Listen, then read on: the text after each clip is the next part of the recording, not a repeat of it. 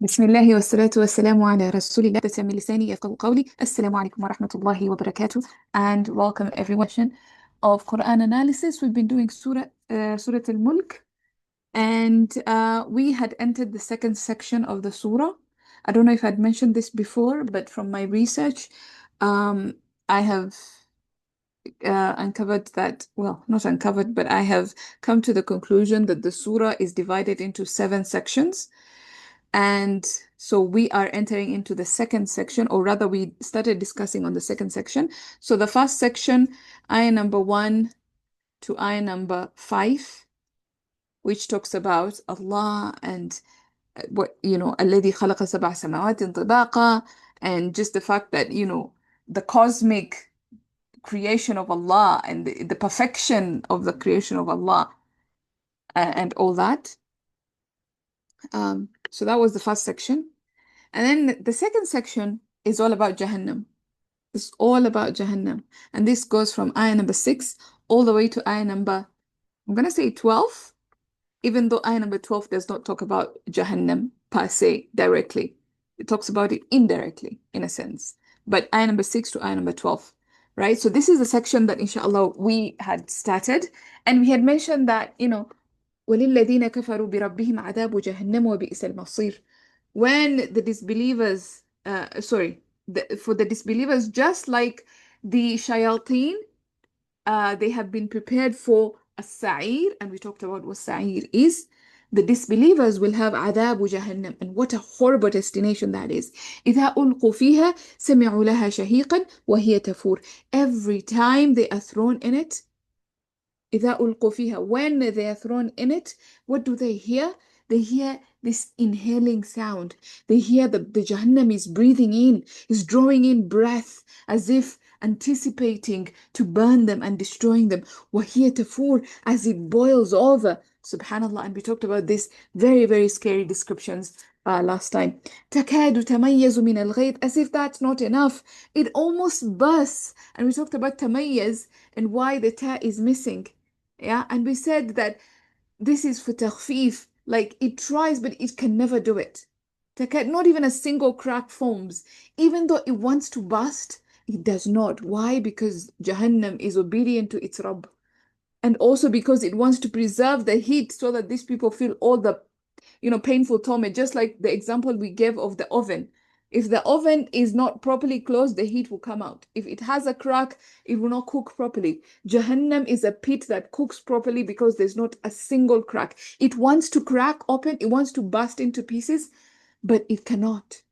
كلما ألقي فيها فوج سألهم خزنتها ألم يأتكم نذير. Every time a group, and this group we talked about فوج being nakira symbolizes that this is not just, a particular group. This is a random group. Some random group is thrown in. كلما ألقي فيها فوج. And again, that idea of garbage. Garbage is all piled together. It doesn't matter if it is yesterday's garbage or the other year's garbage, or if it's a plastic, or if it's a banana peel, whatever. So bundle up together.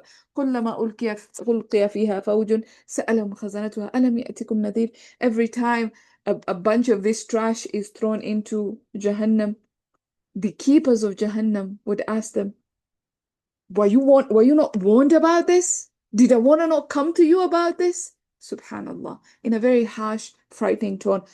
Now we're going to go to the next ayah. قالوا بلى. They said yes. قد جاءنا نذير. Definitely a warner came to us. Certainly a warner came to us. فكذبنا, but we immediately rejected. وقلنا ما نزل الله من شيء. And we went ahead and said, Allah has not revealed anything at all. من شيء. Nothing at all.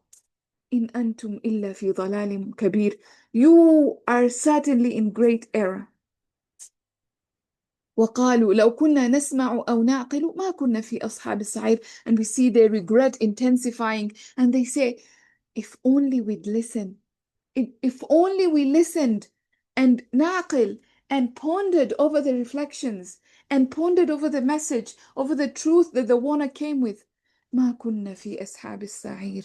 We wouldn't have been among the companions of this sa'ir. We wouldn't have been with these devils who deserve sa'ir. فاعترفوا بذنبهم. So they acknowledged, so they realized, so they admitted their sin, بذنبهم, their sin. فسحقا لأصحاب السعير. Far away, away with this dwellers of as-sa'ir. Take them far away. And suhkan has two meanings. Hopefully, if we get there, we shall see the two meanings. It either means away with them, or it means a painful curse. So either take them away, or may they have a painful curse on them. لأصحاب السعير.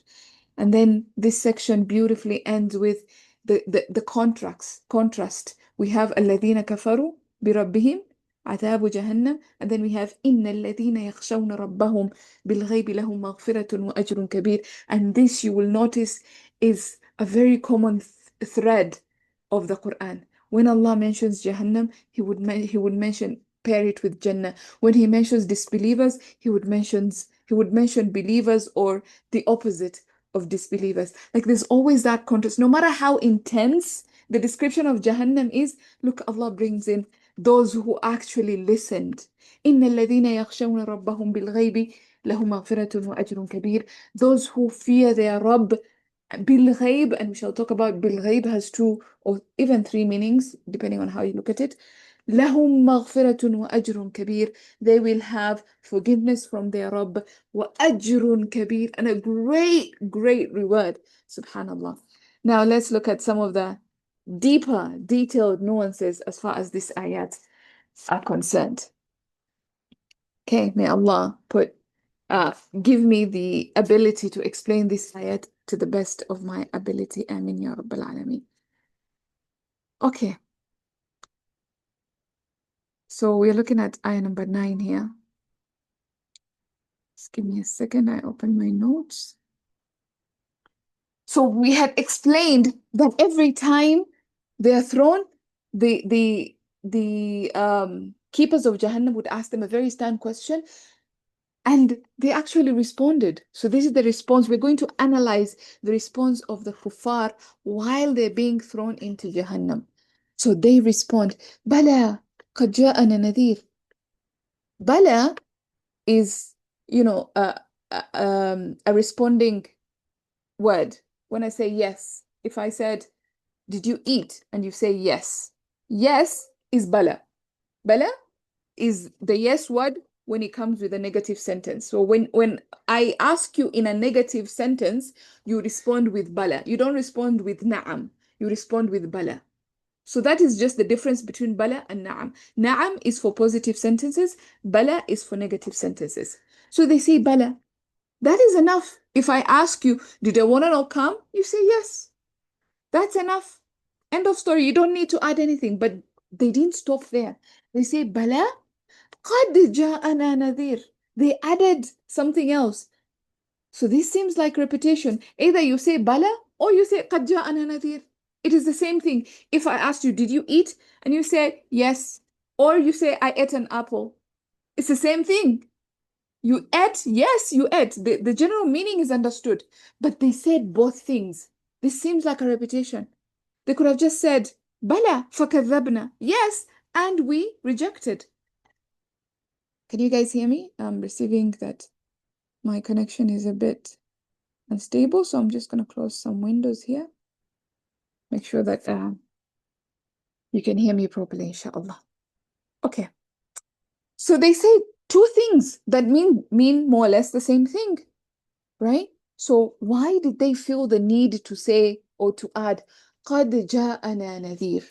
Now, if I asked you a question, did you finish your homework? And you say yes. It is slightly different from if you say, yes, I definitely finished my homework. When you add, I definitely finished my homework, there's emphasis there. There's assertion that of your position as the speaker, like, yes, I'm sure of myself. I know what I'm speaking about. I am adding some emphasis. So the speaker is declaring their unrefuted position, like, this is the reality. This is the absolute truth. I am confirming that this is absolutely the case. This is one way of looking at this when they say, Bala قد جاءنا نذير. In other words, they're saying, yes, absolutely, we are sure, 100% no doubt in our minds that a warner came. All right? So that's one way of looking at it. In other words, you have to understand when they were in the dunya, how did they react to the message when it came to them? How did they react to the Nadir? They refuted him with utmost emphasis. They rejected him with utmost emphasis. Now in the Akhirah, they admit with utmost emphasis that he actually came. Now, when the veil has been lifted and they see reality for what it is, they have no choice but to accept the truth. So now they admit with absolute certainty. All right? So that's one way of looking at it. The other way of looking at it is, let me give you another example. If I asked you, did you fail your exams? If you respond with yes, it might come off that maybe you're not remorseful of the fact that you failed the exams. Like maybe you're not regretting that you failed the exams. Maybe you're not feeling bad that you failed the exams because you just said yes. Like there's no emotion behind it, there's no nothing behind it, just yes. Like, are you not feeling bad that you failed? But if I asked you, did you fail your exams? And you say, yes, I certainly failed. Do you see the emotion behind that statement? So, in other words, when they're being asked, did the warner not come to you? They say, yes, of course he came. He certainly came. The warner did come to us. So this is the beginning of their remorse, their regret, their feeling of failure begins with this statement, قَدْ جَاءَنَا نَذِيرٌ. Certainly a warner came to us. Like they're feeling it now, the weight of the warner coming to them and their rejection. They're starting to feel it and we can see it, the emotion behind it. So this قَدْ جَاءَنَا نَذِيرٌ is the beginning of regret. And we shall see in the next statement, they will regret further. The messenger did come if only we listened. They didn't listen. They will diagnose their own situation with their own mouths. They would explain what happened to themselves in the dunya. And now we see that with just the statement, قَدْ جَاءَنَا نَذِيرٌ. They are emphasizing that it is true, there's no doubt about it, but at the same time, they're showing the emotion behind their statement. They're showing how bad, horrible they feel that they don't listen to the Nadir. Now, before we even go to the next part where they say, how they even talk about their regret further, let's analyze their crime. As they recount it from their own mouths, they're going to implicate themselves, in this scenario. So they say, no doubt, they admit, absolutely no doubt the messenger came. But what did we do? Out of our arrogance and out of our pride and out of our rejection, we immediately rejected. فَكَذَّبْنَا. It's not ثُمَّ كَذَّبْنَا. If they said ثُمَّ كَذَّبْنَا, it means that they took some time with it. Like they maybe listened to the message, or maybe they entertained it a bit, and then they came to the conclusion of rejection. But no, the messenger came, immediately they rejected. فَكَذَّبْنَا. You see the difference? Like they didn't even entertain the message. They didn't even think about it, right? They didn't even let it settle into their ears. And we will see this as it unfolds further when they implicate themselves further. So فَكَذَّبْنَا, immediately rejected. And then they said فَكَذَّبْنَا. Now notice they had said initially قَدْ جَاءَنَا نَذِيرٌ. A warner came to us. So we expected فَكَذَّبْنَا who? So we rejected him. A warner came to us, but we rejected him. Makes sense. But no, they say a warner came to us, but we just rejected. We just rejected everything and anything. We just rejected. In other words, we rejected his message, we rejected his proofs, we rejected his miracles, his followers, his teachings, his preaching, his everything. We rejected him and his Rabb and everything. We just rejected. You see how they're implicating themselves? You see how they're providing evidence against themselves? They just rejected all of it.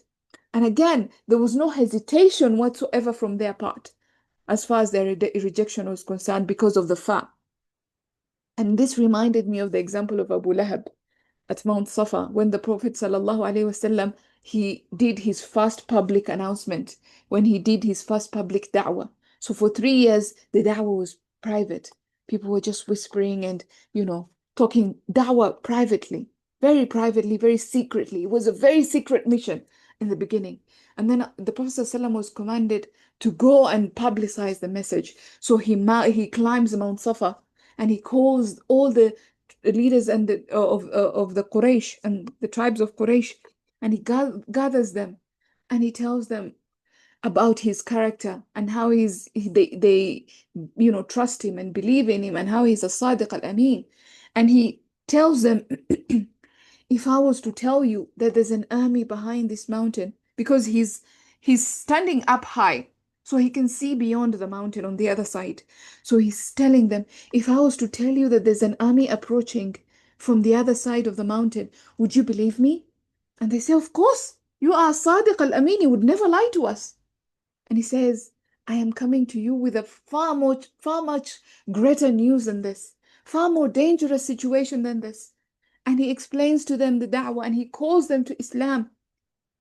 And immediately his own uncle stands up and speaks out and says, Tabban lak, alihada jama'tana? May you be damned. May you be cursed. Is this why you called us here? Is this why you gathered us here? For this nonsense? You brought us here to listen to this? Subhanallah. He didn't even let the message land in his ears. Immediately he attacked the Prophet ﷺ. Immediately he rejected. And his own uncle. So imagine everybody else is gathered from Quraysh. And, they hear this very new, foreign, absolutely message that completely unknown to them, strange message. And before they can even internalize the message, who steps up to attack the Prophet ﷺ? His own family member. What are the other people going to say? They're going to say, this is a family issue. Let's just leave this matter alone. You see how they didn't even let the message land? Subhanallah. Perhaps had they just followed Allah's advice. Allah, remember in the first portion of the surah, what did Allah say? ما ترى في خلق الرحمن من تفاوت فرجع البصر هل ترى من فطور. Go back and look.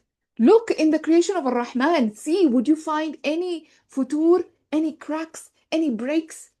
Look. And just don't look once. Look so many times. Look twice. Look so many times. If only perhaps they had just looked more than once. No, but they just looked once and they were satisfied. Allah says, no, don't be satisfied with one look like we had established. Look and look and look again. Let me give you another example. If a salesperson comes to you, tries to sell you something, right? Oh, and by the way, they didn't just reject. If they had just rejected فَكَذَّبْنَا and stopped there, maybe later on they would sit with the message and maybe something would change in their heart, Like sometimes you reject something and then later on you come back to your senses or you think about it some more and then maybe something happens to you, right? So they didn't just reject and stop there. They didn't just say فَكَذَّبْنَا خلاص. فَكَذَّبْنَا وَقُلْنَا. We rejected and we went ahead and said something. So let me give you this example of a salesperson. A salesperson comes to you and they're trying to sell you something and you don't want it. So what do you say? You say, no, thank you. And you walk your way. Maybe later on you realize, maybe I need that thing. Maybe I should contact this salesperson and buy it. This is not what they did. Yeah? But imagine this salesperson comes to you, they're trying to sell you something. Not only do you say, no, thank you, not only do you reject, you go ahead and dismiss this person and you call this person names and you start discrediting them. And you say, you are not a salesperson at all. You have not been employed by this company. You are simply a liar. And you go on and talk. And you're saying, this is nothing to do with this company. Subhanallah, like, you didn't have to do that. I mean, fine, reject, don't buy from me. But to go ahead and discredit me and discredit my company and say that I wasn't sent by this company, you didn't have to do that. Do you see the extent with which they went to this? This is exactly what the mushrikun did. This is what exactly the elites that we're talking about did. Their arrogance and massive egos pushed them to do worse. They said, Allah never sent anything at all. You are lying. You are not sent from Allah. Allah did not send you with this message. Subhanallah. I mean, they're looking at the messenger straight in the face and saying, nope, this is not from Allah. وَقُلْنَا مَا نَزَّلَ اللَّهُ مِنْ شَيْءٍ. Allah did not send a single thing with you. As if they know what a message from Allah would look like. As if they didn't even know anything before the messenger came to them. They were a people, ma undira. They were people who were not warned. Their forefathers were not warned. Allah tells us in Surah Yasin. These are people who were not warned and their forefathers were not warned. What would they know of the message of Allah?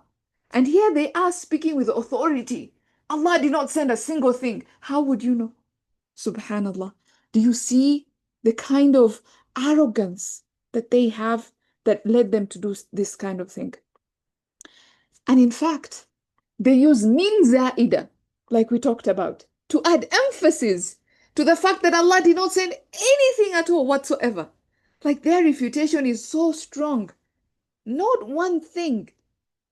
And then they don't stop there. You would think that would be enough of an insult. Like, yeah, please stop there. Enough.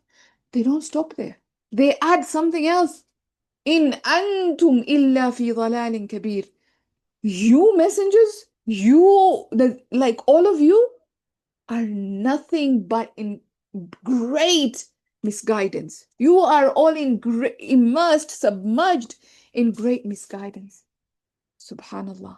And then you notice they use the in plus illa template. We talked about this. This is the strongest form of negation. You have laysa, you have ma plus illa, you have ma plus b, then you have in plus illa. Strongest form of negation, right? In other words, y'all are absolutely nothing but immersed in great misguidance, absolute negation. Their rejection was fierce and strong and powerful. And as the Arabs say, al-jaza min jinsil amal. The punishment fits the crime. So now that they're being thrown in Jahannam, the punishment is also fierce and strong. So you see, Allah He describes to us an imagery of Jahannam that has not been described anywhere else in the Quran. It's very unique to this surah. A very strong, powerful description of Jahannam. Why? Because of their rejection of the Prophet ﷺ, their rejection of the message, their rejection of the truth was also very strong and powerful. So you see, al-jaza min jinsil amal. The punishment fits the crime. You start to understand how this surah is so, like the language is so strong. Now, later in the surah, Allah will tell us their disease. Allah will talk to us about exactly what is happening in their hearts. A little bit. He will just mention three things, right? Three things that made them this way. The first thing, ghurur, delusion. The second thing, udu, arrogance, insolence. The third thing, nufur. They ran away from the message, running away from the message. We can also derive these same three things from this ayat, from this statement. When they say فَكَذَّبْنَا, they rejected out of arrogance. We rejected, كَذَّبْنَا, arrogance, pride. This is utu, right? Then they go ahead and discredit the Prophet ﷺ. وَقُلْ مَا نَزَّلَ اللَّهُ مِنْ شَيْءٍ. So they discredit the Prophet ﷺ. What is this? This is ghurur. This is their delusion. They think that Allah did not send anything. So they are immersed in delusion by saying that, no, this is not from Allah. This is their delusion, right? This is ghurur. And then they don't stop there. They go ahead and say, in antum illa fi dhalalin kabir. If the messengers are in great error, would they follow them? No, they would run away from them. So this is nufur. They ran away, infirar, right? So they ran away. So you see, the diseases that were captured, Allah is going to talk about later, inshallah, and we will discuss them, already is being painted in this imagery. What they did wrong. We can see that this is their case. And when these three things combine in a person, then the destination is as-sa'ir with the devils. When these three things combine in a person, غرور, عتو, نفور, then this person is destined for as-sa'ir. Okay? So you notice that you had certain disbelievers. For example, in Mecca, like for example, Abu Sufyan. Abu Sufyan fought the message of Islam. He even fought in battles against the Prophet ﷺ. And he talked to the Prophet ﷺ in very, bad language. But he later became a Muslim, subhanAllah, after fighting the message because he didn't have these three things. He had arrogance. He was very prideful man. He was a leader of the Quraysh. He was very arrogant in his manner, in his, and he cared more about his business than anything else. But that was just arrogance. He had utu. He didn't have this kind of delusion or nufur. And this later on led him to go back to the Prophet ﷺ and beg. In the conquest of Mecca, he went and begged. A person who has ghurur and nufur would never do this, right? The same thing we see in Khalid ibn Walid, we see in others who became Muslim later on in Hind, right? They didn't have these three things. But Abu Lahab, Abu Jahl, Utbah, uh, Al-Walid bin Mughira, these people, these three things were in them. And that's why they never became Muslim. That's why their destination is with the devils. Now, is it possible that this statement, in antum illa fi dalalin kabir, is from the keepers of Jahannam? Absolutely, it's possible. This is another way of looking at this statement. Some of the Mufassirun have said that this statement is the statement of disbelievers, like we have looked at, and some of the Mufassirun have said no, this is the statement of the keepers of Jahannam. So this is the sequence of events. The keepers of Jahannam ask them a very terrifying question: did a one not come to you? They say, بَلَا قَدْ جَاءَنَا نَذِيرٌ فَكَذَّبْنَا وَقُلْنَا مَا نَزَّلَ اللَّهُ مِنْ شَيْءٍ. They stop there. Then the keepers of Jahannam come back and say, إِنْ أَنْتُمْ إِلَّا فِي ضَلَالٍ كَبِيرٍ. You guys are just in great misguidance. Like, how could you deny? How could you reject? How could you do this to yourselves? You are in great misguidance. Do you see? That's a possibility. Again, as a form of punishment, they respond to them saying this. In other words, why they thought when they said "Bala qad ja'ana nadhir," when they were saying this statement, what was their hope? They were regretting, they were showing remorse, but they were hoping that, if they only admitted their mistakes, if they only acknowledged their sin, if they only accepted their crime, then maybe the gatekeepers of Jahannam will go easy on them. That maybe the sentence will be reduced. Like how a criminal in our court systems, they plead guilty, they go to the judge and they say, yeah, I plead guilty, I made this mistake. Why do they do this? Because the court will look kindly upon them, will have they would show them mercy, and the judge would appreciate the fact that they did not waste the cost resources in to find out, prolonging the case. And if the court proceedings, they go through full, the court proceedings, and this person is found guilty, then the judge would be very harsh because you wasted our time. You were guilty all along, and now we've gone through several months, years of just the case to only come to the same conclusion.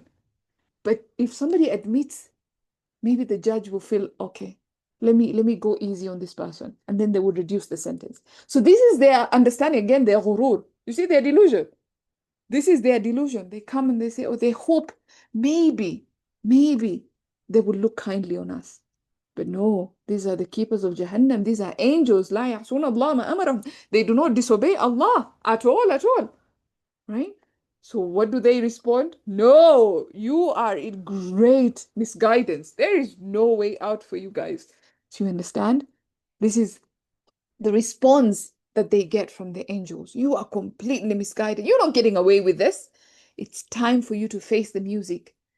And of course, if there are two ways of looking at something, if there are two meanings to a thing, I always say, why not have both? Why stick to one meaning over the other? Why prioritize one meaning? This is the Quran, it's the perfect speech of Allah. We can combine both meanings. We can accept both meanings to be happening at the same time. How? Well, we can imagine that this is the statement they said when they were on the earth rejecting the messengers. This is the statement the kuffar said to the messengers in dunya.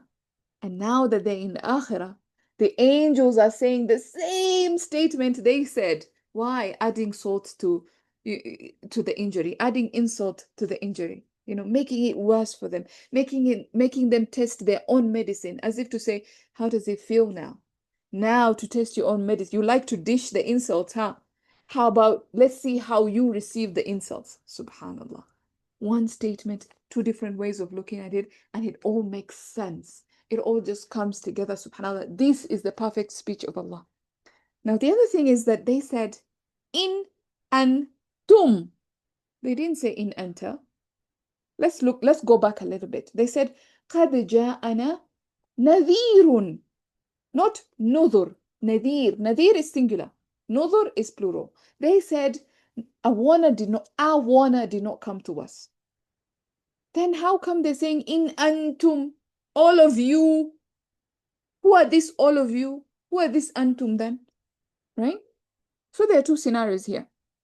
The first case is that we already established that every time a group was thrown in, they were questioned, right? So it wasn't just the disbelievers from one specific group. Every group was being questioned.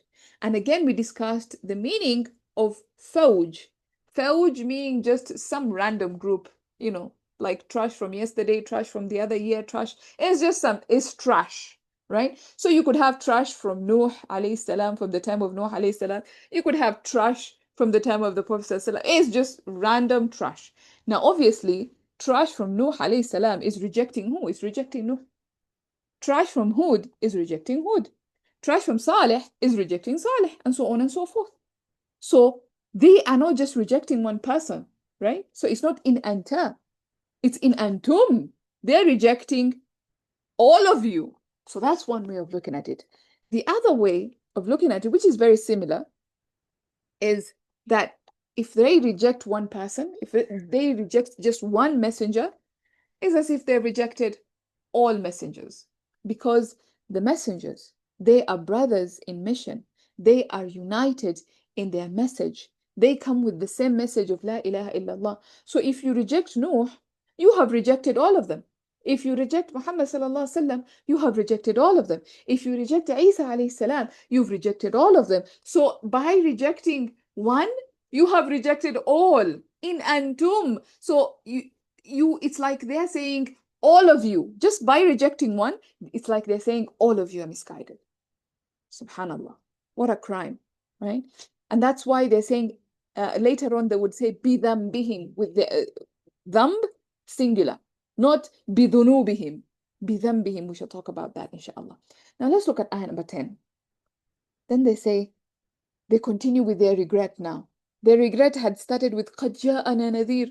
A warner did come to us. And this is what we did, instead of, like, if only we had done something else. And what is that something else that we wish we had done? وَقَالُوا لَوْ كُنَّا نَسْمَعُ أَوْ نَعْقِلُ. If only we had listened. أَوْ نَعْقِلُ. Or just pondered. مَا كُنَّا فِي أَصْحَابِ السَّعِيرِ. We wouldn't have been among these devils who are destined for Sa'ir.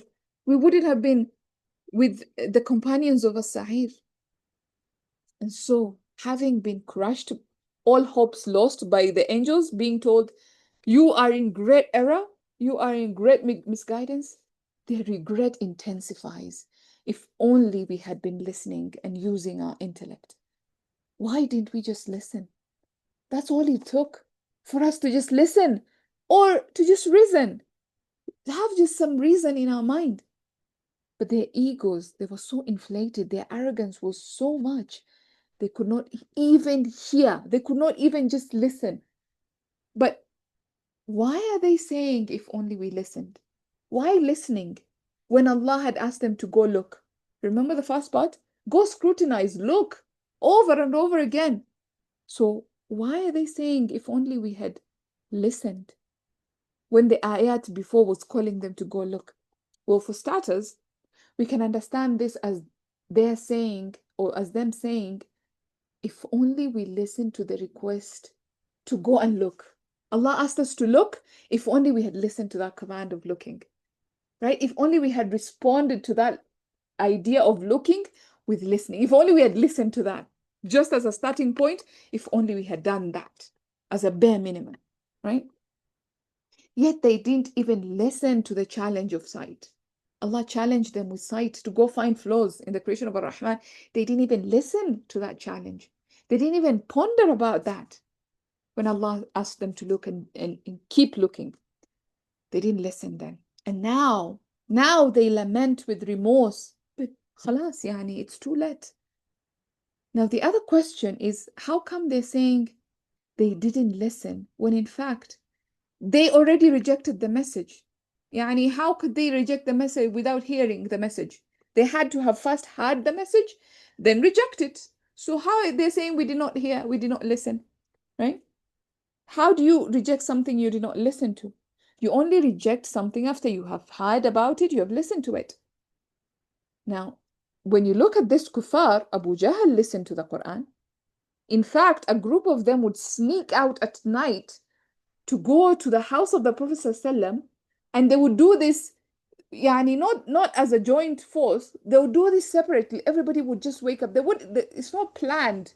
Like subhanallah, the Quran bothered them so much. It did something to them that they woke up at night and they sneaked out so that nobody saw them in the darkness of the night. And they would go to one corner of the house of the Prophet ﷺ, and they would listen to the Prophet reciting in his prayer in Qiyamul Layl. And then they would just be absorbed by the message of the Quran. They would love it. They would enjoy it so much. It was something they had never had before, you know.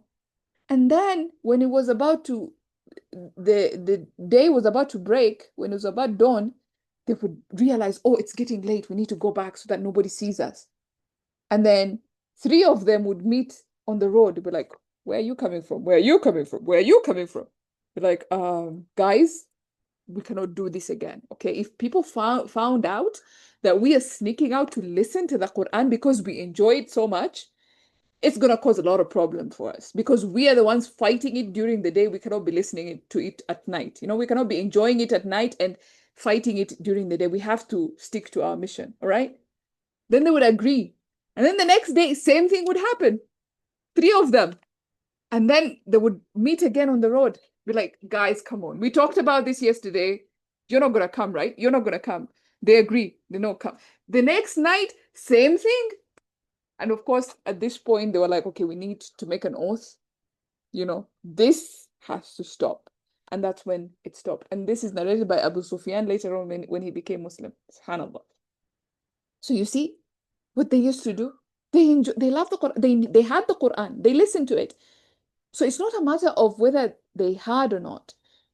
You know, they're saying we did not listen. In other words, we did not follow. We did not obey. We chose not to benefit from it. We had it. We listened to it. In fact, we even enjoyed it. We just didn't want to abide by it. We didn't want to accept it. Again, this is one of the meanings of sama. When we say in salah, when we say Sami Allahu liman hamida, we're not saying Allah has heard. That's not what we're saying. We're saying Allah has acknowledged, Allah has accepted, right? Allah has accepted the one who praises. When we say Sami Allahu liman hamida, we say Allah has accepted. So sama has the meaning of accepting. When you hear something and accept it, it's not hearing and rejecting. What they did was they heard the message and rejected it. But this sama has to do with hearing the message and accepting it, right? So this is what they mean when they say, لو كنا نسمع, if only we had been listening all along, if only we listened to it, right? So they did the opposite of accepting. They rejected. So they wish they had not rejected. Instead, they had accepted. And not only that, they wish they had gone further and pondered it. If only it had entered their ears. And of course, the ears is one of the receptors to the heart. The eyes and the ears are the receptors to the heart. So Allah challenged them with sight initially. Go look. So perhaps you would perceive something with your eyes and it will go into your heart. They denied this challenge. All right? They had the Quran, they had the message of the Prophet ﷺ, but they did not let it enter their hearts. So they use Allah, and again Allah will talk about the blessings of sight and hearing and the hearts later on in the surah, as we shall make these connections, inshallah. So they also say, if only we had pondered, أو نعقل, right? Instead of immediately dismissing the fact that Allah sent messengers, فكذبنا, instead of immediately rejecting, if only we just allowed this message to set in our ears and sink in our hearts so that we can ponder over this. If only we pondered, because if we had only pondered about this, perhaps our hearts would be moved. And we shall discuss about this when we talk about the believers, inshallah, the relationship between hearing, pondering, and khashya, which is how the believers are described. إن الذين يخشون ربهم. All right. So now remember when they vehemently dismissed, saying, ما نزل الله من شيء. Allah did not send a single thing. ما أنزل الله من شيء. Right? Allah did not send a single thing. If only they had just pondered and used their aql, maybe they would have understood that Allah did in fact send warners. So we see here that the two things they did on earth while they were arrogant and haughty corresponds to the two things they mentioned here in this state of regret. Sama and aql. Sama, if only they had listened and obeyed, if only they had listened to the message and instead of rejecting it, accepting it, فَكَذَّبْنَا. And if only they had used their aql instead of saying, مَا نَزَّلَ اللَّهُ مِنْ شَيْءٍ. If only they had used their aql to ponder if in fact this message was from Allah, right? And again, just to maybe finish this point off, I was listening to a convert who was talking about his mom. And he said that his mom knew that Islam was true. She had no doubt about this. She just wasn't ready to accept this truth. Why? Because she was a Christian leader in the church. And what would people say if they knew about this? You know, so she was afraid of what people would say, or how would it look as a leader, as a Christian leader accepting Islam. This is doesn't sit well. So knowing and accepting, very different. You could know something, like the Abu Jahals, the Abu Lahab, they knew this message was true. They knew. That's why they're called kuffar. What is the meaning of kuffar? To hide something. They're hiding the truth. They know the truth. They know this is truth, but they're hiding it. This is why they're kuffar, right? So knowing something to be true and accepting it to be true, very different. Knowing is a function of the mind. You know up here in your intellect, I know this to be true. But accepting it is a function of the heart. Your heart needs to change. In other words, if they had the message, then accepted it, and internalized it, they wouldn't be here because something would happen to their hearts. Something would have changed in their hearts, and therefore they wouldn't be here. And again, we see the diseases that Allah would mention later. Ghurur, delusion, utu, arrogance, and nufur, running away from the message. These are people, when they hear the message, they just run away. Immediately, they cover their ears, they say, cancel it. Make noise so that you can cancel the Quran, so that they don't hear the message. This is the kind of people that we're talking about, subhanAllah. Let's go to ayah number 11. I hope to, inshallah, end at ayah number 11. So they say, now after that regret, فَكَذَّبْنَا, the beginning of their regret, وَقُلْنَا لَوْ وَقَالُوا لَوْ كُنَّا نَسْمَعُ أَوْ نَعْقِلُ, and if only we had listened and pondered over this message. And now the next ayah says, فَاعْتَرَفُوا بِذَنْبِهِمْ. So now they realize and acknowledge and admit their mistake. Now, when they are in the sa'ir with the devils, now is when, like, it's when, you know, it reminds me of Fir'aun, when Fir'aun is about to drown and the water has reached his throat. Now he says, I have believed. I believed in what the Banu Israel believe in, right? And Allah just responds with one word, Al-an, now. All this time, you were disobeying, you were killing people, you were doing so much corruption, you were doing all these things, And you know how many signs have you seen so far? You saw 9 signs over years. And after those 9 signs, you came here and you saw the water parting. You saw the water splitting and taking a form and sticking to that form. This is something impossible. You saw that. And you didn't even like decide, okay, maybe I don't need to pursue these people. Let me leave them alone. You could have stopped there. No, you decided to follow. Now that you're about to drown now, الآن. So the same thing with these people, subhanAllah. فَاعْتَرَفُوا بِذَنبِهِمْ. But now you acknowledge, what is that acknowledgement going to do to you? The situation cannot be helped at all. So Allah says, فَسُحْقًا لِأَصْحَابِ السَّعِيرِ. Away with this filth. Take them away. Yishu. سُحْقًا لِأَصْحَابِ السَّعِيرِ. You know,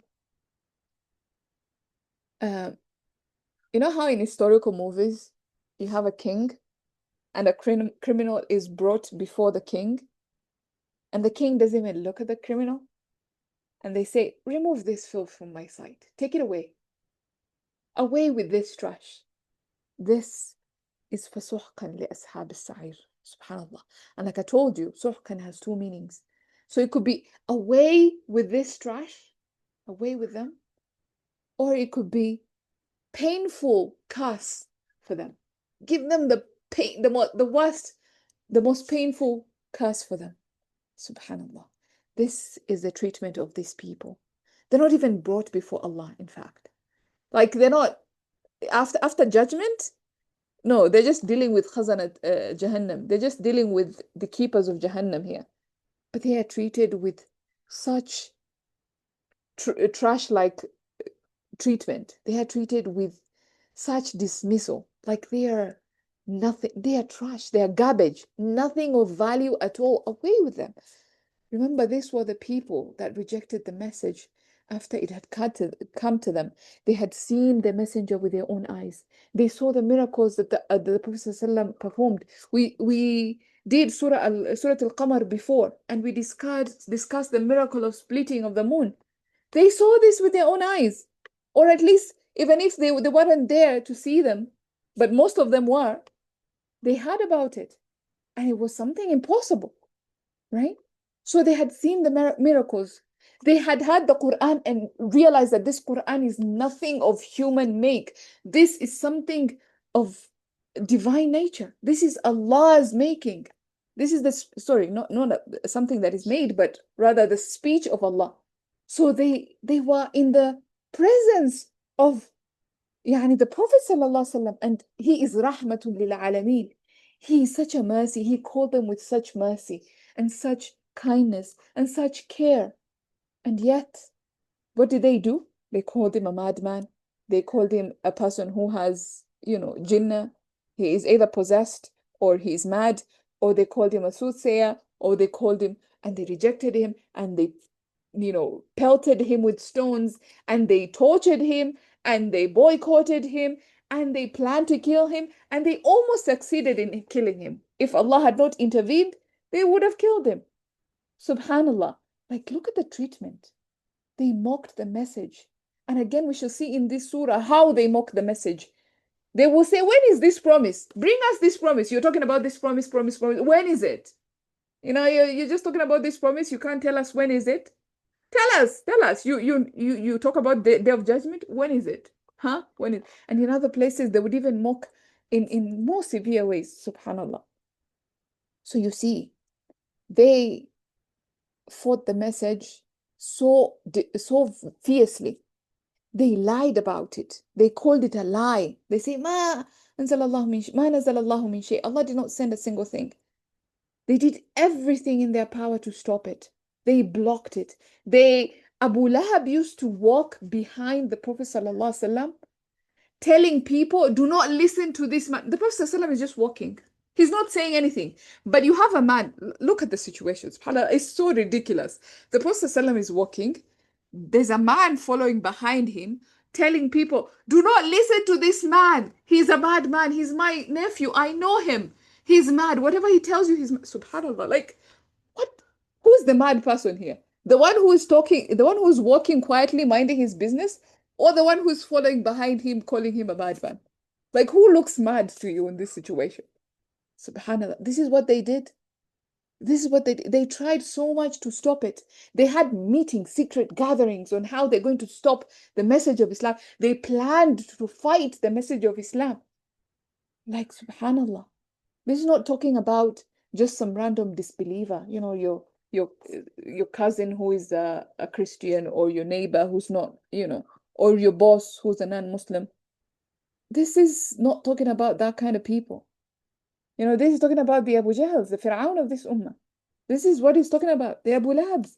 This is what he's talking about. So calm down before you take this ayat and you implement it on your family member or your boss, or, relax. You have the worst of the worst, and then you have your average disbeliever. Just like you have believers, you have your average believer, and then you have inna alladhina yakhshawna rabbahum, as we shall talk about. So you can see already the contrast being paired here is inna alladhina kafaru, the worst disbelievers, and inna alladhina yakhshawna rabbahum, yani the ones, the best. So the worst and the best are being contrasted here. So again, don't apply this ayat very generally, and don't paint everyone with this brush. It's talking about a very specific kind of kuffar. So let's be careful and not make blanket statements, right? And that brings us to the end of ayah number 11. Do I want to do ayah number 12? It's quite a bit. Maybe you guys can let me know how you're feeling. Do you feel like you still have energy to continue with one more ayah, or should we stop here, being that we're at the top of the hour? I don't want to give you so much that, let me know what you think. Shabana says, may Allah protect us from the fire of Jahannam. May Allah protect us. Wallahi, it's, subhanAllah, it's such a painful punishment. Yes, somebody is saying something. Go ahead. I think we can go on. Okay. I don't have a problem going on. For those of you who are feeling like you're exhausted, you cannot take any more, please feel free to leave. You can watch the recording later, inshallah, when you have free time. But I just let us do just this one ayah so that we can conclude section number 2. And then inshallah, next time we will start section number 3, inshallah. So again, feel free. All right. So let's look at ayah number 12. So give me a second here.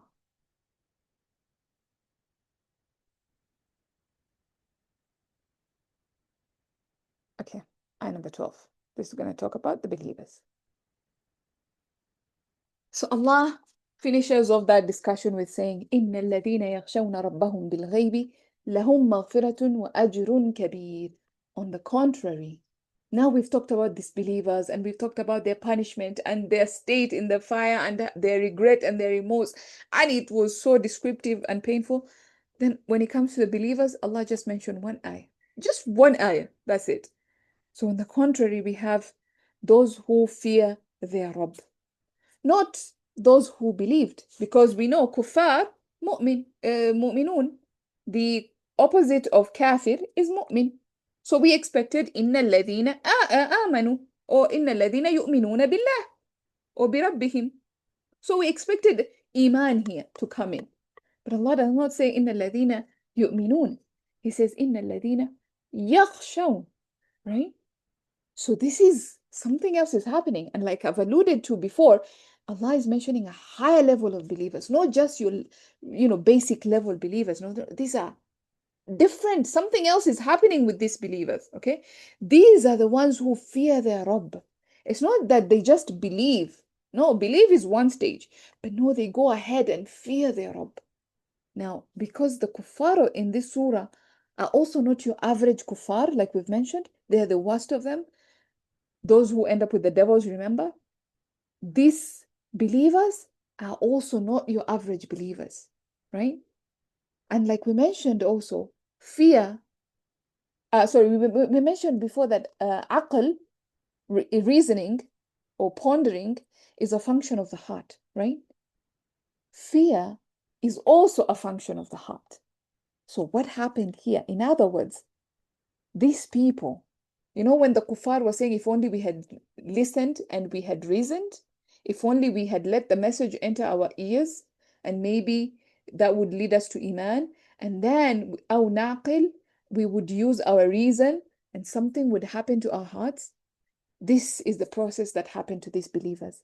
In other words, the formula is this. They not only listened and accepted, because again, sam'a has the meaning of acceptance, remember? So they listened to the message, accepted the message, pondered, used their aql, pondered over the message. So the message landed in their hearts and something happened in their hearts. Their hearts started to develop khashya, fear of Allah. So the formula is sama, listening and accepting, aql, pondering over the message, and then that leads you to khashya, fear of Allah. So you see, this is a different level. It's not just about hearing the message or internalizing or knowing. It is about the effect in the heart. The loop has to be completed. And the more knowledge a person has, so the more you hear knowledge, the more you listen and you hear of knowledge and accept that knowledge, the more knowledge a person acquires, the more they internalize it, the more they use their aql, and the more they allow it to change them, the more they will have khashya. And that's why Allah says in the Quran, إِنَّمَا يَخْشَى اللَّهَ مِنْ عِبَادِهِ الْعُلَمَاءُ. Certainly, the only ones that fear Allah from His servants are the people of knowledge. Because the more you know, the more you accept, the more you ponder, the more you fear. Forget, and we look at the kuffar, you know, this is a contrast here. They didn't even allow to hear the message. Forget khashya. The khashya is far beyond them. They didn't even allow the message to land in their ears. So they didn't even know. Like, yani, knowledge is not even, because Allah is telling us, those who fear Allah are knowledgeable people, people of knowledge. These kuffar, the message did not even give them information. They had it, but did not give them any information, any knowledge. They did not end up with any knowledge whatsoever. Subhanallah. Forget internalizing, forget khashia. They didn't even have the knowledge that led them there. Yeah. So you see, because they had so much arrogance that blocked them, they blocked themselves from even letting this message enter their hearts. So who's to blame? Who's to blame if not themselves? Isn't it fitting? Now, do you see what they get what's coming to them? Because they did this to themselves. They were in a position to change, but they didn't. And this again comes to the meaning of khashya. Khashya has to do with this fear is fear of born out of love, and we shall discuss this in a bit. Okay, but maybe I should just let me not get ahead of myself. So Allah talks about those who fear. This is a continuous state that they keep renewing. Why? Because Allah said, "Inna الَّذِينَ يَخْشَوْنَ." يَخْشَوْنَ is فعل مضارع. When He was talking about the kuffar, He said, لِلَّذِينَ كَفَرُوا. ماضي. They disbelieved. They rejected. They covered the truth. That was in madi. But when He came to describing the believers, He said, يَخْشَوْنَ. Because khashya is not it's not a permanent state, right? It's not a done deal, right? And this tells us something about the kuffar. These are people who died upon kufr. They died in the state of kufr. That's why I was telling you, it's not talking about a kafir who later on became Muslim. No, it's talking about a kafir who died upon kufr, a mushrik who died upon shirk. This is what it's talking about. Because in لِلَّذِينَ كَفَرُوا, the madi. But when it came to the believers, Allah used the mudara. Why? Because khashiyah is a state that you keep on renewing. It's a state that keeps on regenerating. It's a state that is not permanent. The more the knowledge, the more the fear, right? The more it keeps on changing, right? So the believers being described in this ayah are being we are learning something that it's for them it's a continuous process. They learned about Allah and therefore their khashya increased, and then they learned some more and then their khashya increased. They had the knowledge, they pondered over it, they developed khashya. They kept on doing it over and over again. It wasn't like a done deal. Like, it's not like they woke up one day and like, oh, we are khashi'in now. We fear Allah. Khalas, done. No, it's a constant struggle. Again, it shows you the the character of the believers as opposed to the character of the disbelievers. The believers are constantly trying to change themselves, to better themselves. Why? Because Allah said in the beginning, هو الذي خلق الموت والحياة لماذا؟ ليبلوكم أيكم أحسن عملا. So that He can test which one of you is better in deeds. So you see, the believers are constantly trying to better themselves, trying to improve their khashiyah. They are trying to work on the test. They are trying to pass the test that Allah has put on them. But the kuffar, no, it's once done, permanent. They already rejected it once. That's it. They're not even bothered about improving themselves, being better, presenting better deeds. No, they're not interested in this. Subhanallah. Now, again, it's important for us to consider the audience, the first audience of the surah. Like we mentioned that this surah is a Makki surah. And it was a later Makki surah, revealed a little bit later in Mecca. Because of the language, you can tell that this is a harsh language, right? So, being that it's a Makki surah, and we have described that the kuffar being mentioned here are the worst of the worst, then it goes to show us that the believers being mentioned here are the best of the best, right? So the contrast is what is being made here. So first and foremost, this ayah is addressing who? The believers in Mecca, right? This is the first audience. And when you think about the believers in Mecca, what kind of believers did we have in Mecca? Apart from the few Abu Bakr and Abdurrahman ibn Auf and a few individuals, Uthman ibn Affan, who are from the elites and they were wealthy, majority of the believers in Mecca, they were what? They were slaves. They were poor. They were the downtrodden in the society. They were people that were treated like animals, like property. These were the Muslims in Mecca. Now, let me ask you, is it safer for them? Because look, they are uh, Abu Jahl and Al-Walid. They don't care that these people die. In fact, because for them, then it's just an investment. They are buying a slave as an investment. I'm buying this person because they're going to work for me, they're going to run errands, they're going to do this, they're going to do that.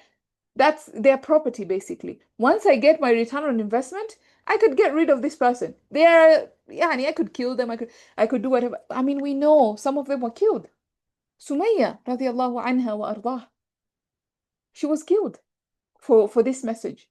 So it was a very dangerous situation to be a Muslim in Mecca, and especially to be a slave and a Muslim in Mecca, to be a slave and a poor person in Mecca, and a Muslim on top of that. It was very dangerous. It was very difficult. So is it safer for them to be Muslims? They could just decide, you know what, this Islam thing, I care about my life. Let me preserve my life, because I'm already like the worst of the worst. I'm already being treated like an animal. Let me not make it worse for myself by accepting this message and risking death. But you know what? They decide no. They decide that for them, it is better to be Muslim. For them, it is better and safer to adopt this message. Why? Because their fear of their Rabb. إن الذين يخشون ربهم بالغيب. Their fear of their Rabb was stronger, was bigger than their own lives. They didn't care about their lives. They cared about angering their Lord. They cared about displeasing their Rabb. So they chose Allah over themselves, and they were punished and persecuted and tortured and boycotted. And subhanAllah, they faced the worst of the worst. Why? إِنَّ الَّذِينَ يَخْشَوْنَ رَبَّهُمْ. Their fear of their Rabb was bigger, was better. Subhanallah. Do you understand how special these people were? I want you to imagine, put yourself in that situation. What would you have chosen? Would you have chosen Allah over your own life? Like, would you have chosen to go through this difficulty? You're already in a difficult. Being a slave in Mecca means you're poor, means you're subjected to, like, you are treated like garbage, like nothing. You're already facing it, you're already in a bad situation. Would you choose to make it worse? Subhanallah. Yet these people, this special group of people, they decided, Allah deserves the best. Allah is better. I would choose Allah regardless of what. Subhanallah. the lessons that we are learning from these people. So Allah chose for them a higher form of iman, not just الذين آمنوا, but الذين يخشون خشية, perhaps to capture their sacrifice and honor their faith, to make us understand the caliber of people that we are talking about. These are people who, when faced with the threat of death, what did they choose? They chose Allah. Why? Because they realized that Allah هو الذي خلق الموت والحياة. Allah is the one who created death and life. Allah is the one who decides to give me death or give me life. They understood this meaning. So to them, their life, living or dying, was not important as long as it was for Allah. Allah is more deserving of being obeyed and honored, more deserving of their own lives. Subhanallah. Do you see? And these are the people. لِيَبْلُوَكُمْ أَيُّكُمْ أَحْسَنُ عَمَلًا. They passed the test because they understood that Allah created life and death, and so their death means nothing if it's not done for Allah. Their life means nothing if it's not done for Allah, and so they chose to يَخْشَوْنَ رَبَّهُم. They chose to improve their khashya. Remember, لِيَبْلُوَكُمْ أَيُّكُمْ أَحْسَنُ عَمَلًا. Right? So these are the people of khushu'. This is what we're talking about. Now let's discuss a little bit about yakhshawna, the meanings of yakhshawna. This is fear, like I mentioned, born out of love, not fear out of despair. You have different kinds of fear, but this is a fear born out of love. What do I mean? These people are afraid of Allah because they love Allah. They are afraid to anger Him. They are afraid to disappoint Him. They are afraid to disobey Him. They are afraid to lose His pleasure. They are afraid to please others if it means displeasing Allah.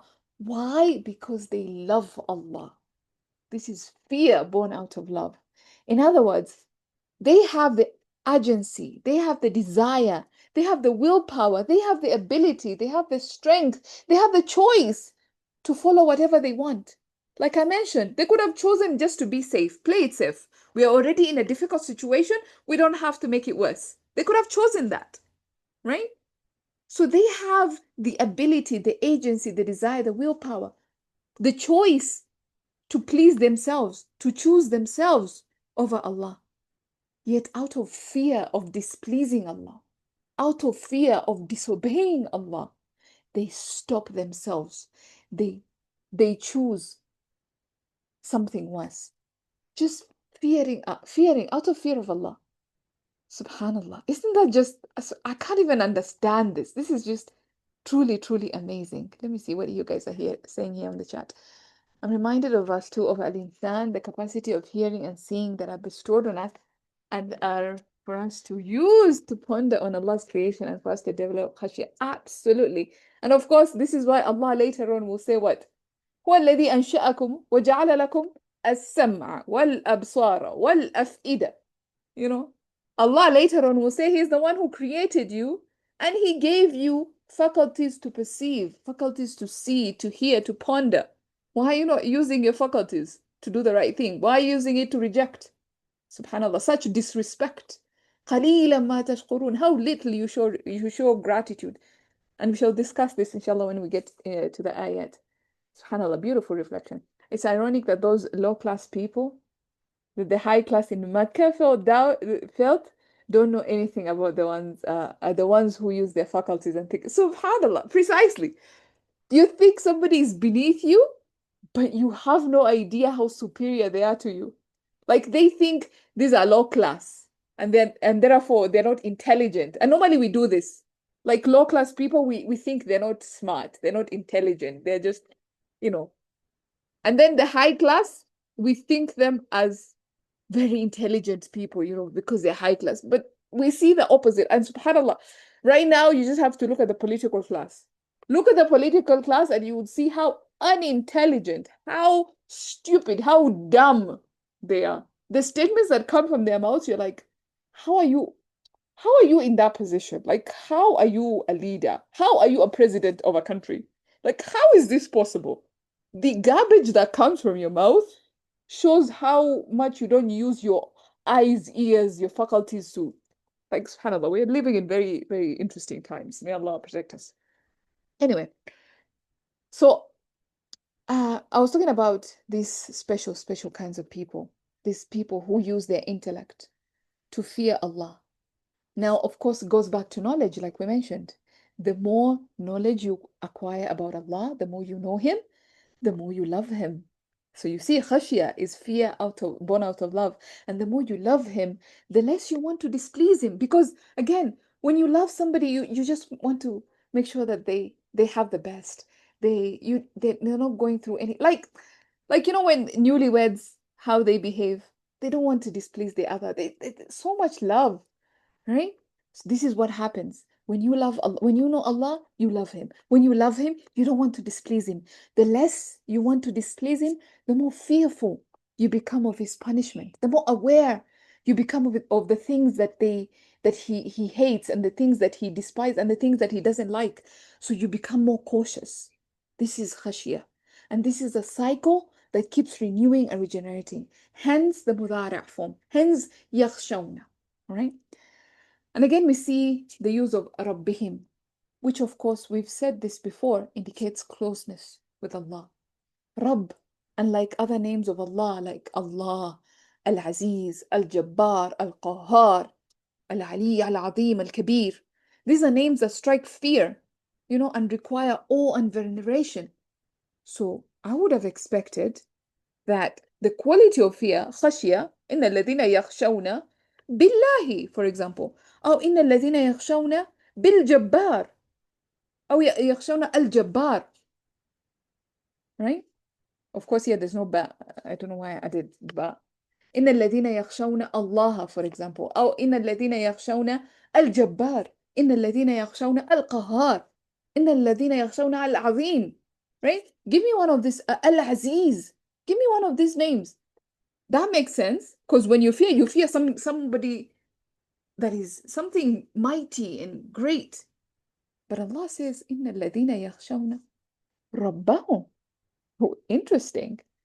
You see, again, like we mentioned, their fear is not derived from his fear-striking nature. It's not derived from Al-Jabbar and Al-Qahar and Al-Aziz. There's that element, yes. But these people are fearing Allah not out of that element. Like we said, they are fearing Allah out of what? Out of love. So their fear is derived from loving Allah, their Rabb.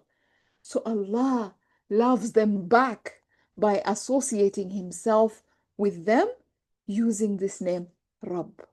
So they love Allah, they fear Allah by loving Him, and Allah loves them back by saying Rabbihim. Subhanallah. Allah shows them love since they show Him love. هل جزاء الإحسان إلا الإحسان. Subhanallah. Isn't that the reward of good except good? Yeah. And notice one other small thing here. When Allah mentioned the disbelievers, He also used ربهم. وَلِلَّذِينَ كَفَرُوا بِرَبِّهِمْ عَذَابُ جَهَنَّمْ. He said that. Again, pointing to us what? That they disbelieve, and they disbelieve in who? They disbelieve in their Rabb. How can they disbelieve in their Rabb? We talked about this. But also it's pointing to us another thing, that it is the same Rabb. The same Rabb that one group rejects, another one accepts. The same Rabb that another one dismisses and says nothing has been sent, the other one loves and fears. Subhanallah. How beautiful. Okay, let's look at the meanings of bil ghaib. We are winding up. We're going to be finishing this ayah soon. Inshallah, bear with me. So let's look at the meanings of bil ghaib. There are two main implications here, and I would add a third one that we'll talk about later. Now, bil ghaib, this is a jar majroor, and we've said countless times, jar majroor could be a number of things. When you see jar majroor, it could be a number of things. Like in this case, it's a hal. This bil ghaib is a hal. But the scholars, they have wondered, it's, what is the sahibul hal? When you have a hal, you have a sahibul hal, the person who is in that state. For example, if I say, I am teaching while seated. While seated is the hal. But I am the sahibul hal. I am the one who is in this condition, right? So you have a sahibul hal. So they've wondered, who is the sahibul hal? And they have come up with two ideas. So either, and we talked about this in the Nahu session, either the hal is going back to Allah. So وَهُوَ بِالْغَيْبِ, and Allah is in the ghaib. Allah is unseen. We know this. We cannot see Allah. Allah is unseen. Or the sahibul hal could be themselves. وَهُمْ بِالْغَيْبِ, and they are in private, in seclusion, away from eyes, from the public eyes, when they are in private seclusion. So these are the two meanings. All right. So if it was said in any other way, this meaning, these two meanings would be lost. If it was said, إن الذين يخشون ربهم وهو بالغيب, يعني ربهم وهو بالغيب, and he is in the unseen. The meaning of whom بالغيب will be lost. And if it was said وهم بالغيب, and they are in the ghaib, then the meaning of Allah being in the ghaib will be lost. Or if it was said غائبين or غائبا, the meanings would be lost. So this is the only way to capture both meanings. Subhanallah. And again, you know me. If there are two meanings, two implications, why reject one and take the other? We take both of them. We take all of them because the Quran is superior and its language is superior, right? But what does all this mean?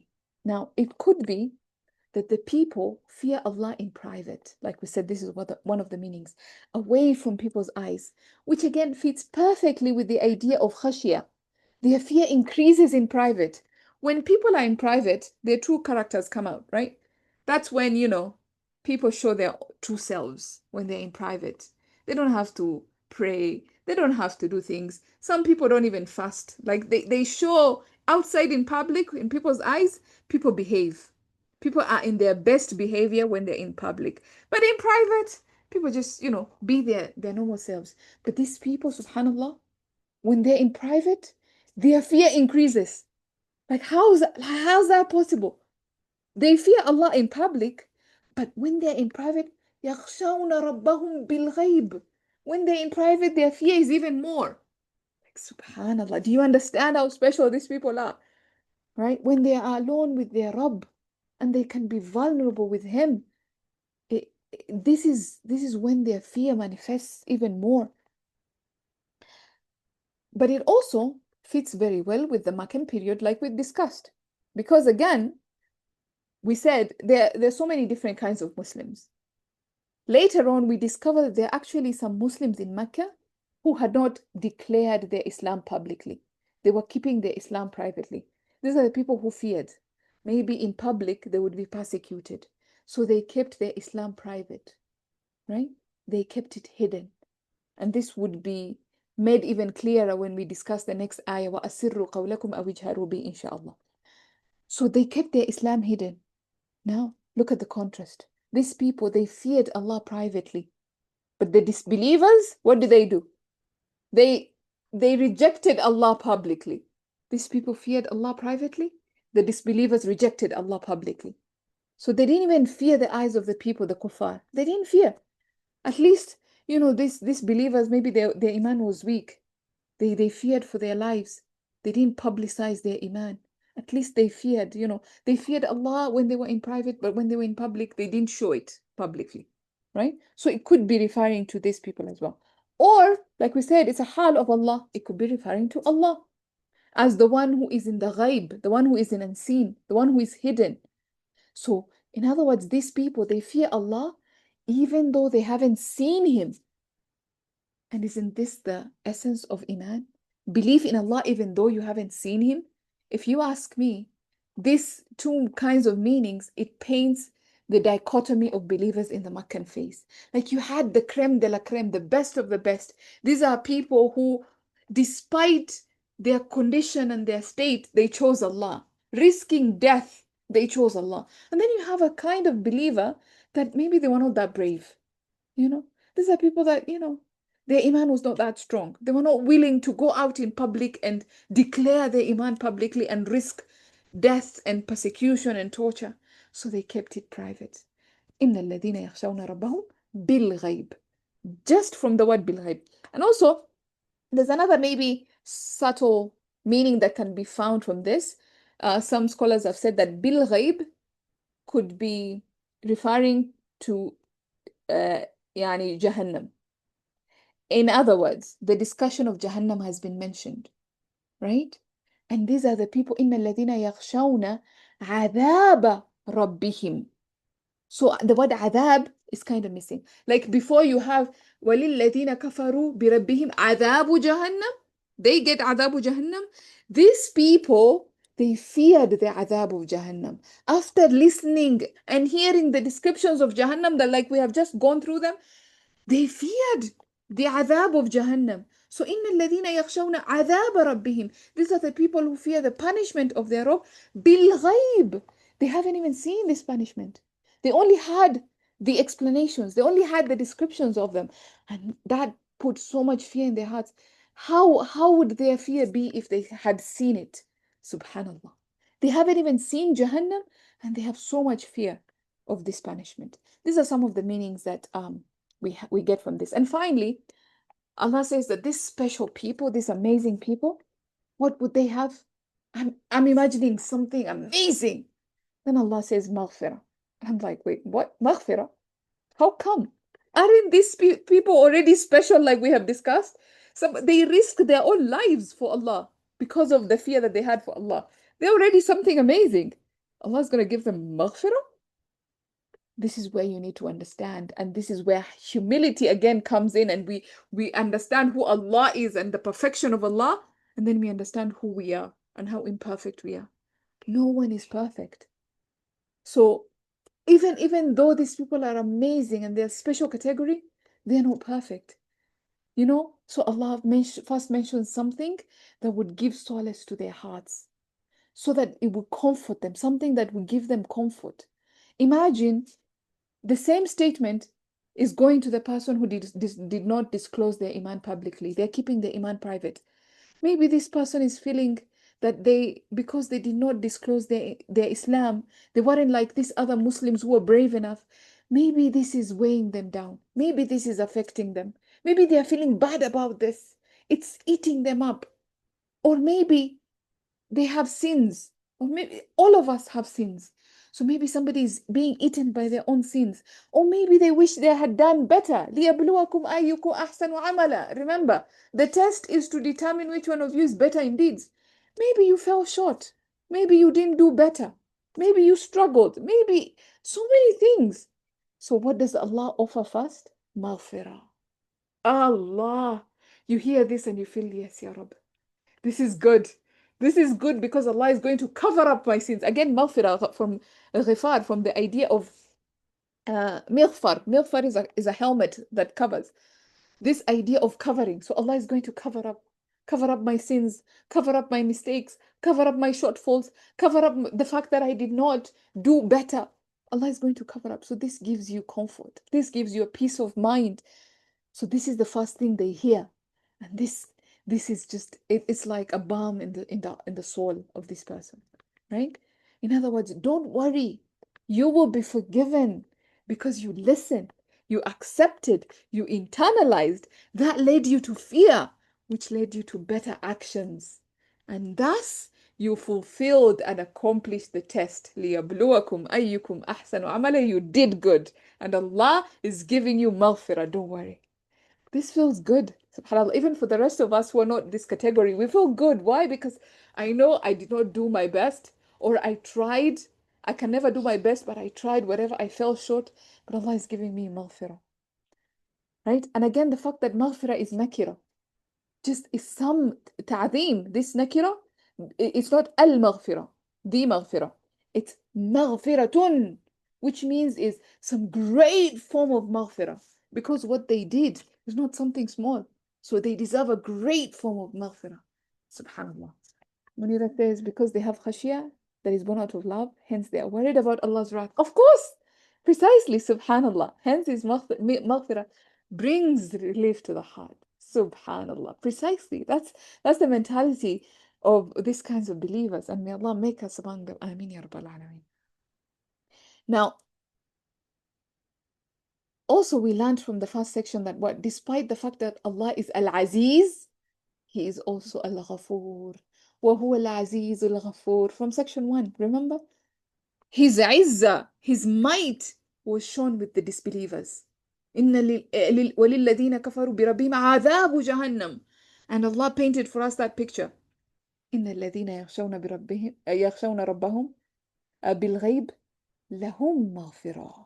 Allah gives maghfirah because He is Al-Aziz and He is Al-Ghafoor. Al-Aziz to the disbelievers, Al-Ghafoor to the believers. Subhanallah. But it didn't just stop there. It wasn't just maghfiratun. It wasn't just that and the end. No, no, no, no. This is from the mercy of Allah.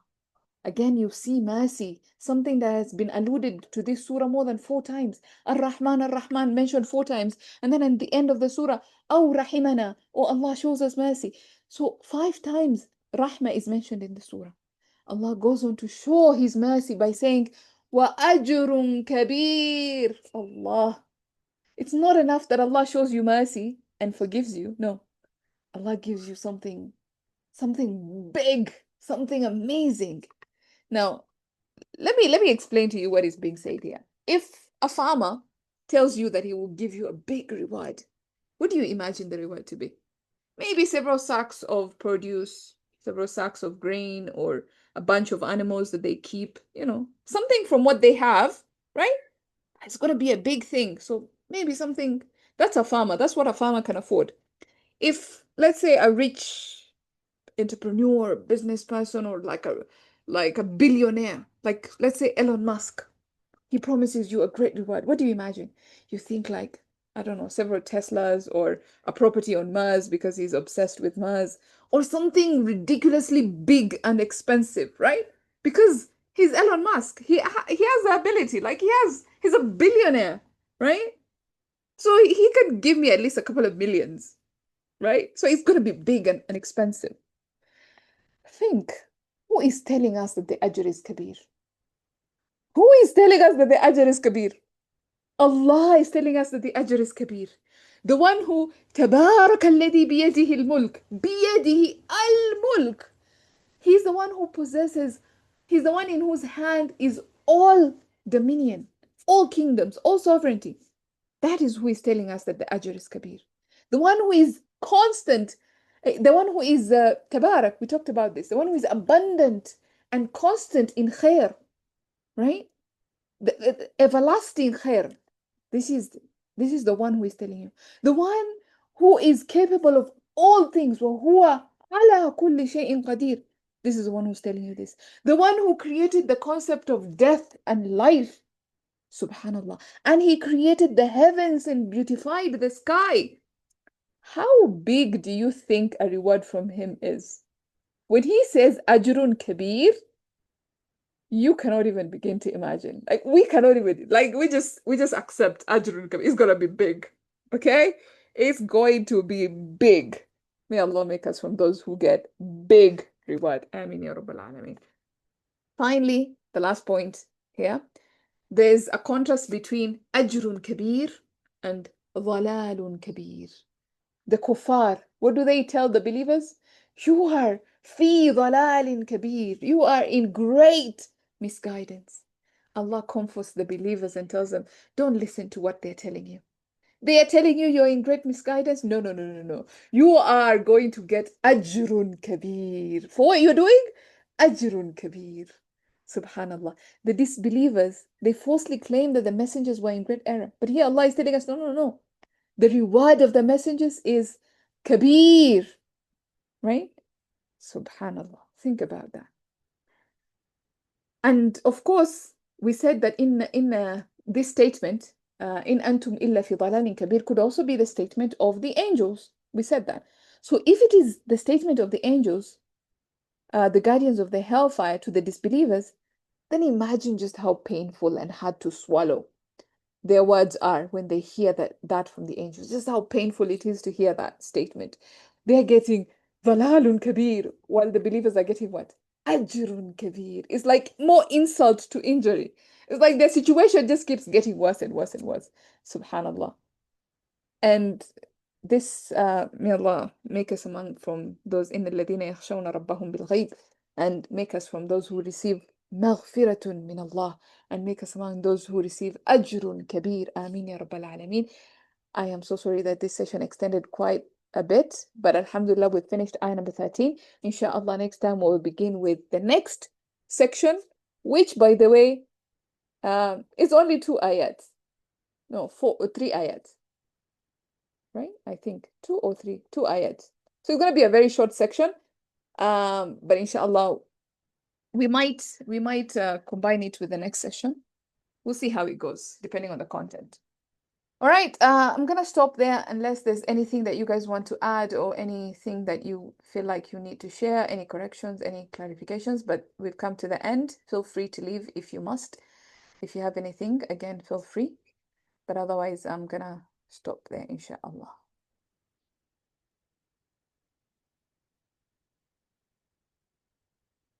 All right, looks like we're all comfortable. And again, sorry for the prolonged session. وإياكم جزاكم الله خيرا.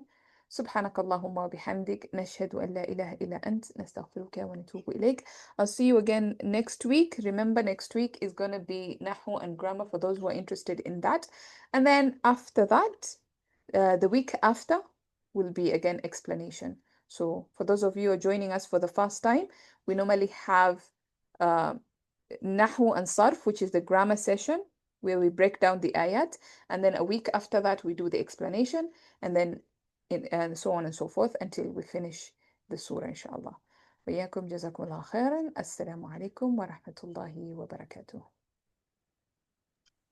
وعليكم السلام ورحمة الله.